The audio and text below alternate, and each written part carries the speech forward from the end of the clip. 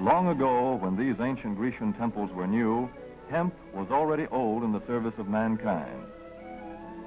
For thousands of years even then, this plant had been grown for cordage and coarse cloth in China and elsewhere in the East. For centuries prior to about 1850, all the ships that sailed the western seas were rigged with hempen rope and sails. For the sailor, no less than the hangman, hemp was indispensable.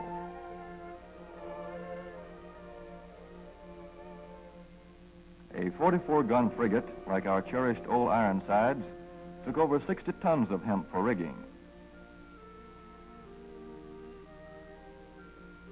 Including an anchor cable 25 inches in circumference.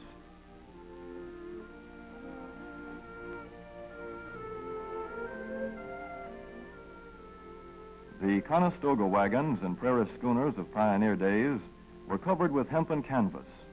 Indeed, the very word canvas comes from the Arabic word for hemp. In those days, hemp was an important crop in Kentucky and Missouri.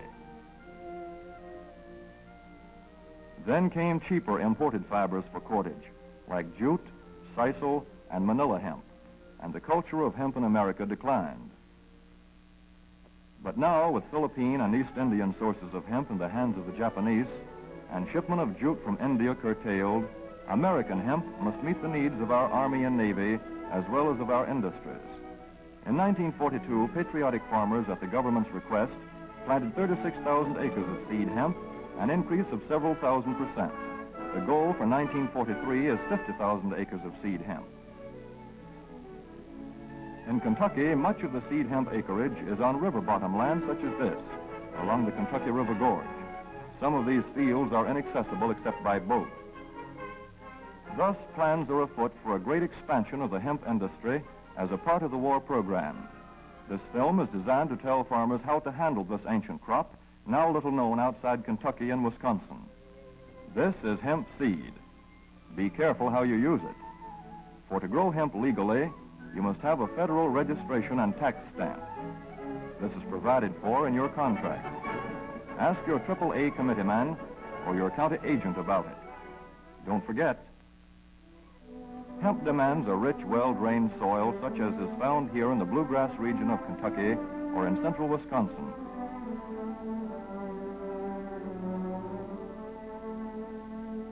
It must be loose and rich in organic matter. Poor soils won't do. Soil that will grow good corn will usually grow hemp. Hemp is not hard on the soil. In Kentucky, it has been grown for several years on the same ground, though this practice is not recommended. A dense and shady crop, hemp tends to choke out weeds. Here's a Canada thistle that couldn't stand the competition. Dead as a dodo. Thus, hemp leaves the ground in good condition for the following crop. For fiber, hemp should be sown 5 pecks to the acre. With drill, the closer the rows, the better. These rows are spaced about 4 inches. This hemp has been broadcast. Either way, it should be sown thick enough to grow a slender stalk.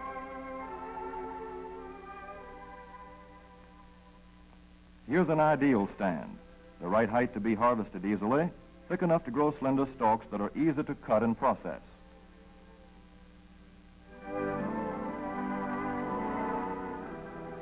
Stalks like these here on the left, they yield the most fiber and the best. Those on the right are too coarse and woody. For seed, hemp is planted in hills like corn, sometimes by hand. Hemp is a dioecious plant.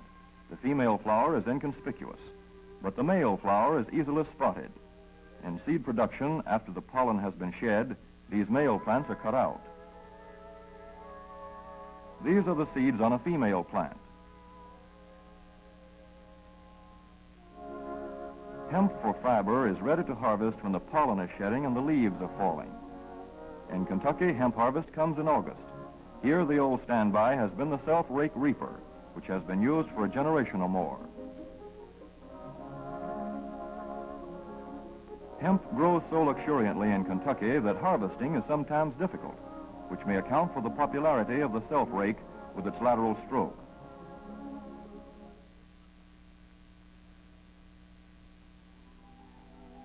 A modified rice binder has been used to some extent. This machine works well in average hemp.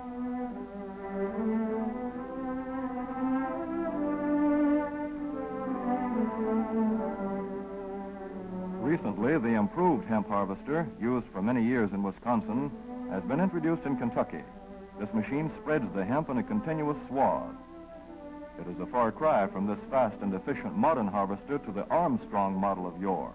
But here's one kind of harvester, at least, that doesn't stall in the heaviest hemp.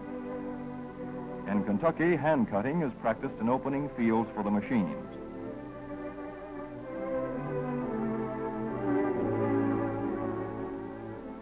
In Kentucky, hemp is shucked as soon as safe after cutting, to be spread out for retting later in the fall.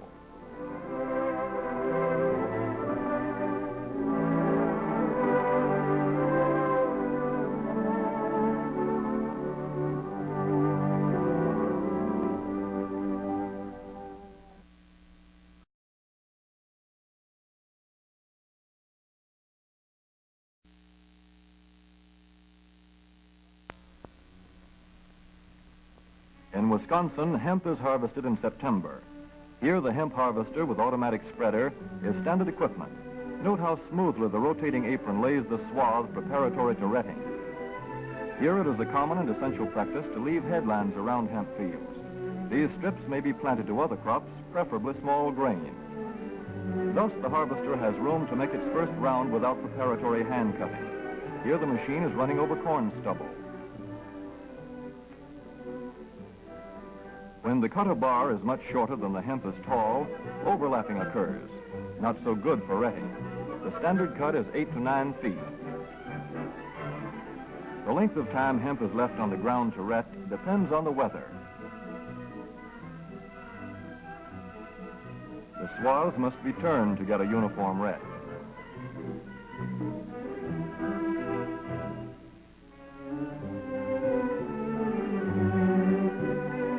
When the woody core breaks away readily, like this, the hemp is about ready to take up and bind into bundles.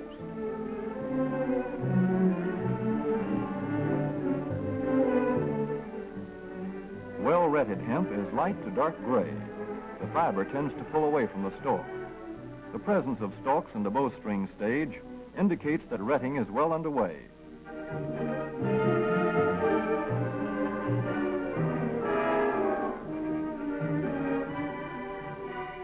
When hemp is short or tangled, or when the ground is too wet for machines, it is bound by hand. A wooden buck is used. Twine will do for tying, but the hemp itself makes a good band.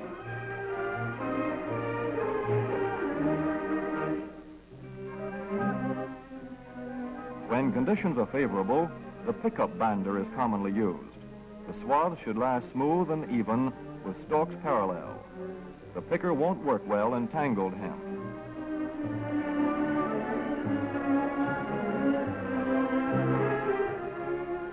After binding, hemp is shucked as soon as possible to stop further retting. In 1942, 14,000 acres of fiber hemp were harvested in the United States. The goal for 1943 is 300,000 acres. Thus, hemp, Cannabis sativa, the old standby cordage fiber, is staging a strong comeback. This is Kentucky hemp going into the dryer of a mill at Versailles.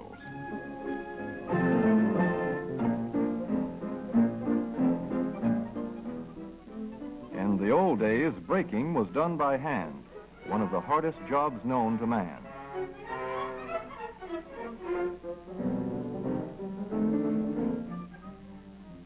Now the power breaker makes quick work of it.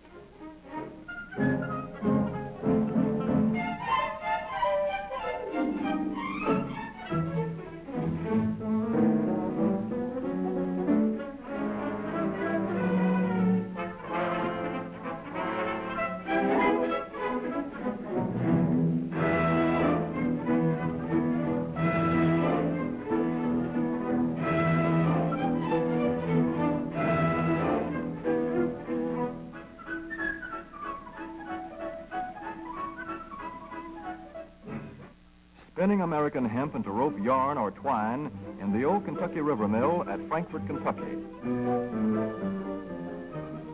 another pioneer plant that has been making cordage for more than a century.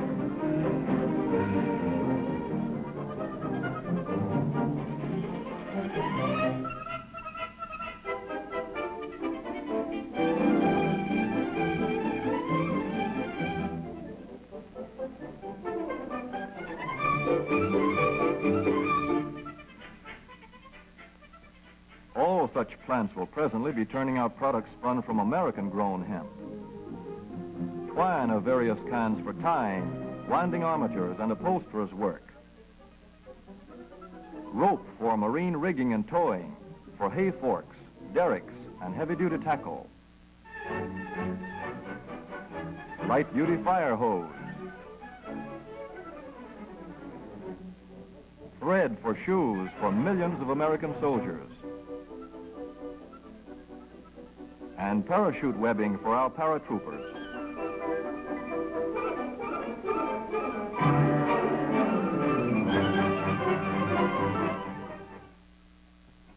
As for the United States Navy, every battleship requires 34,000 feet of rope, and other craft accordingly.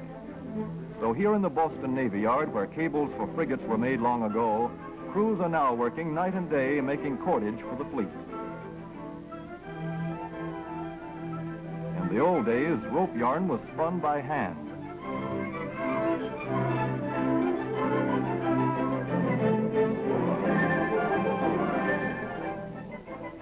Today, even the rope walk is mechanized. 160 fathoms to go.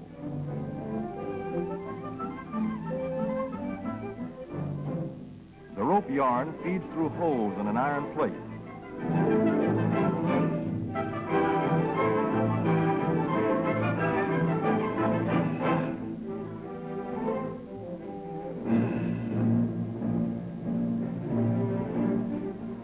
This is Manila hemp from the Navy's rapidly dwindling reserves.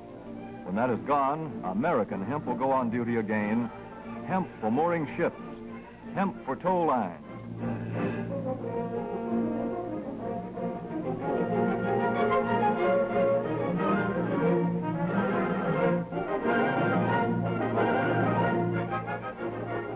Hemp for tackle and gear.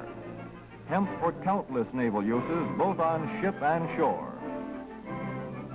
Just as in the days when old Ironside sailed the seas victorious, with her hempen shrouds and hempen sails.